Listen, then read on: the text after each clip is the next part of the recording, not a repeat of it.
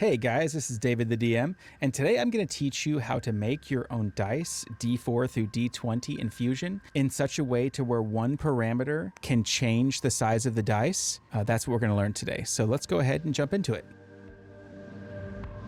D4 is pretty simple. All you want to do is make a plane on the Z-axis, get your line tool, and draw a triangle. It does not have to be equal because you'll be doing that now. Select each side with Shift. Press Shift E. By the way, some of these hotkeys may be custom, so if you don't have those hotkeys by default, I suggest you add them or just go up here into constraints. We're then going to make sure we have the line tool in the midpoint. You can see that it creates that little midpoint sign, the triangle looking thing. We're going to select these, press X to make them construction lines, then select them again, press Shift E, and then we're going to make this. Oh yeah, Fusion has been broken, by the way. Fix it, please, Autodesk. Now, what you can do is you can press, I'll do like side equals 21. There we go. And the reason why I'm doing that is because now, after I make the dice, I can go up here in Solid, modify, change parameters, and there we go. You see user parameter side 21. I could change that right here and it will change the size of the dice. So if I find that I made it too big or too small, I can quickly adjust that. So now we have that plane. We're going to make a line from here, and you actually might want to click on this and just press P and enter to project that point out there. It just makes your life a little bit easier. Then we're going to draw a right triangle. In order to do that, we want to make sure we constrain this horizontally. Okay, so now we're actually going to use that parameter. We're going to press Shift D to set a dimension, and we're just going to type in side. And that will automatically set the length of this to the length that we set. So whenever we update this, it will update. We're actually going to turn this into a construction line, and now we're going to turn the 3D sketch on. We're then going to select this line here to this line here. And then we're going to recreate that line there and bring it up to the top. We're going to create this line down here. There we go. And then we're going to create this line right here. There we go. And that's it. We're pretty much done. Just a few more steps. Go up to surface, and we're going to patch these surfaces. Click OK. Select them all with the stitch tool, and voila, we have our dice. And if we go up here to solid, modify, change parameters, and let's say we thought 21 was too small, we're going to go to 22, or let's go to something more ridiculous, 29. And as you can see, it instantly updates the entire model. This one's so easy that I almost feel like I don't need to make it for you guys, but let's just do it anyways. Just make a sketch on the Z-axis, make it a square, give it a parameter. We're going to call this one side also equals 16.2. Voila. And then we're going to equal this side to that side. Now we're going to create a point in the midpoint of each of these two sides, so then we can constrain them to the center point. Then we're going to click this and press E and just type in side. So it will be the same length that we had set before. And there you go, there's your D6. Moving on to the D8. This one also uses a square on the Z-axis plane. Do it the same exact way. You can use, by the way, these polygon tools, but they are not ideal for this because they have a really hard time updating with parameters. Now we're going to give a dimension, call this one side as well, equals 19, finish sketch. We're going to make a sketch. It doesn't actually matter what plane it's on. You can make it on this plane to make your life a little bit easier. Make this line here, click OK. We're going to set this line to a construction line. Now we're going to turn on 3D sketch, and we are going to recreate this face right there. Okay, in order for this to be right, this must be an equilateral triangle. So we can click this side here and click equal on that. Click this down here, make sure that this has the continuation line. Turn this into a construction line, and then equal this to that. Now you want to go to your patch tool, which you'll be doing quite a bit. Make sure you're showing your bodies, otherwise it will not work. Seam, select all. Okay, we have ourselves at D8. Now the D10. The D10 is quite the tricky one. First, we're going to make our line. Actually, we're going to make sure we're not in a 3D sketch for this one. We're going to make our line straight through the middle. Make sure that this is in the middle with the midpoint. Call this tips equals 22. There we go. So now we have the height of our D10. Oh, sorry. We're going to go back into this and we're going to make another line. We're going to select these two and make a dimension so we can have the angle to be 52.5. Make a line to this here. Set this as horizontal and turn it into a construction line. There we go. Now making a construction plane, tips divided by 2. There we go. And make another one at negative tips divided by 2. There we go. And that's going to create a construction plane on either side.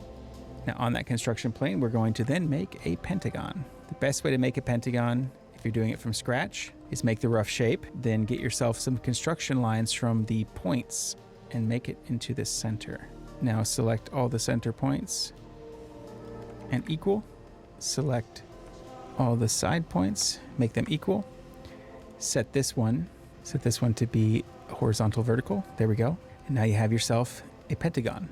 So I realized that I have the pentagon the wrong orientation, so we'll select this here and turn that one into horizontal vertical. You can actually just project that there. Make this one equal. So this actually needs to be double the size of this. So we're going to set this to a construction line, and then we're going to click this here and click it a midpoint of this line here. Oh, and I don't know why that got unequaled. And there we go. Now we can make another pentagon, and you can hide the other sketches. It helps you out just a little bit. Okay, so you want it to be the opposite orientation. So select this one and give it a horizontal constraint. And then it will help if you can make this one equal to this one.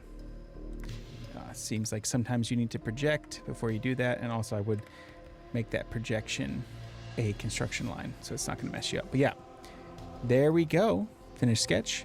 Last but not least, go to create, loft, select that plane, then select this point. Okay.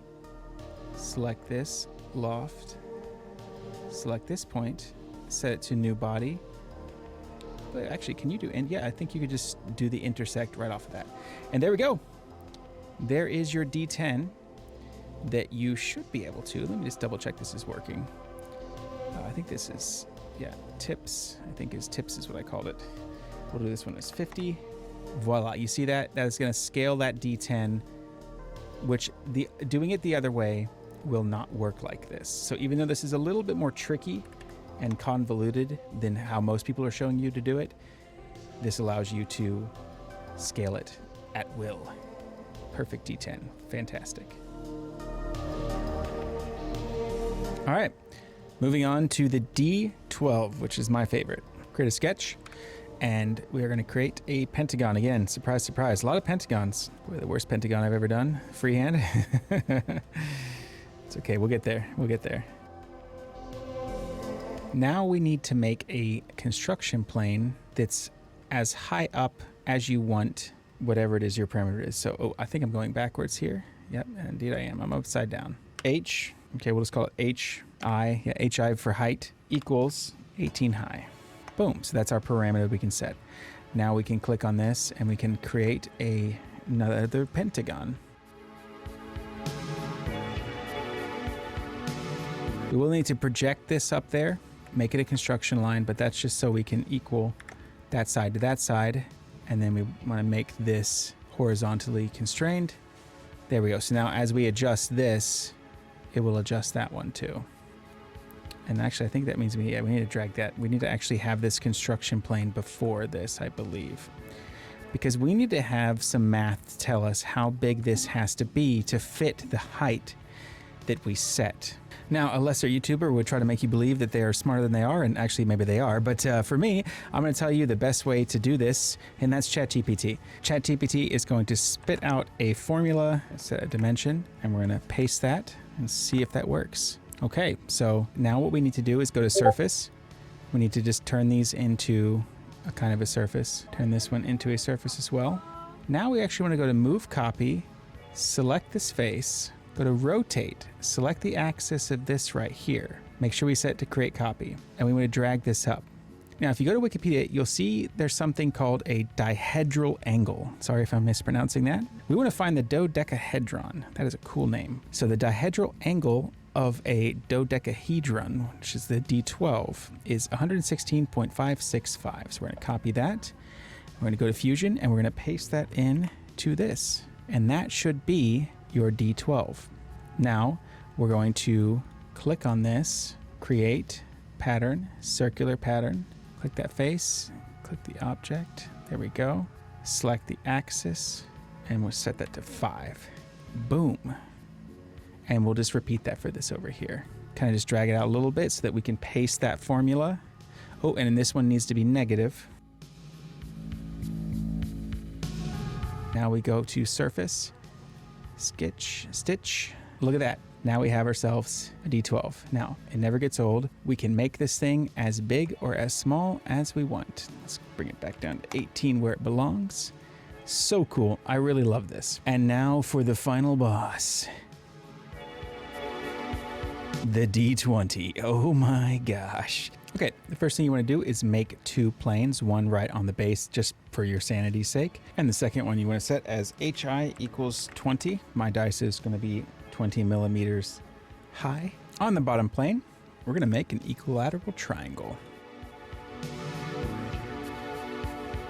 Now this is where we're going to need ChatGPT to give us a formula for how long this side should be. So I'm going to post all these formulas, by the way.